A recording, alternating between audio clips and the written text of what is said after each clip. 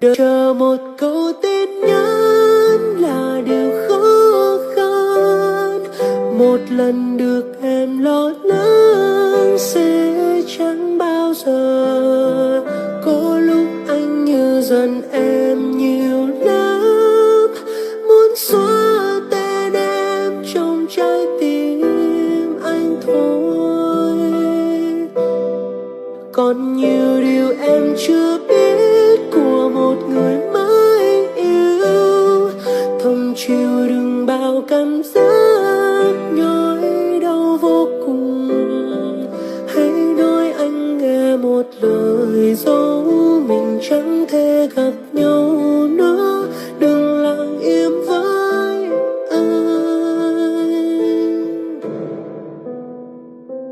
Chuyện tình yêu vẫn hay một chiều, vì đâu có ai hiểu người được yêu vốn vô tư và bất cần.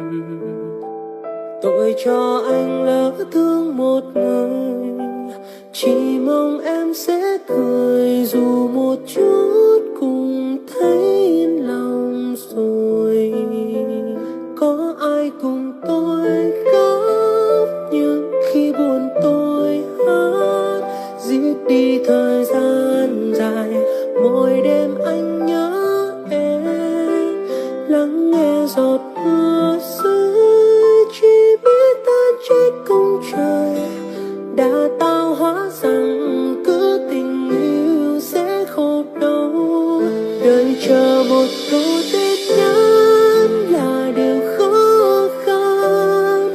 Một lần được hẹn lo lắng sẽ chẳng bao giờ. Có lúc anh như dần em nhiều lắm, muốn xóa tên em trong trái tim anh thôi. Còn nhiều điều em chưa biết của một người mới yêu. Thầm chịu đựng bao cảm giác nhói đau vô cùng. Hãy nói anh nghe một lời dấu mình chẳng thể gặp nhau nữa. Đừng lặng im với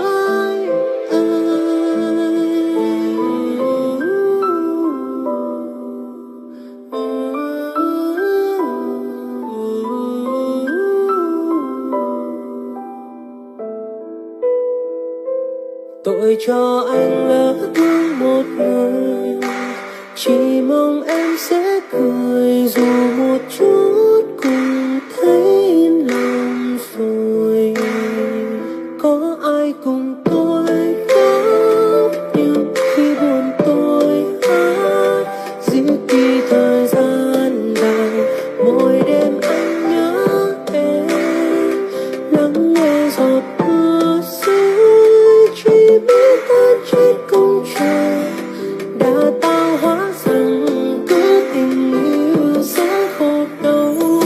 Đợi chờ một câu tin nhắn là điều khó khăn. Một lần được em lo lắng sẽ chẳng bao giờ. Có lúc anh như dần em nhiều lắm, muốn xóa tên em trong trái tim anh thôi. Còn nhiều điều em chưa biết của một người mới yêu. Thầm chịu đựng bao cảm giác nhói đau vô cùng. Hãy nói anh nghe một lời dấu mình chẳng thể gặp nhau.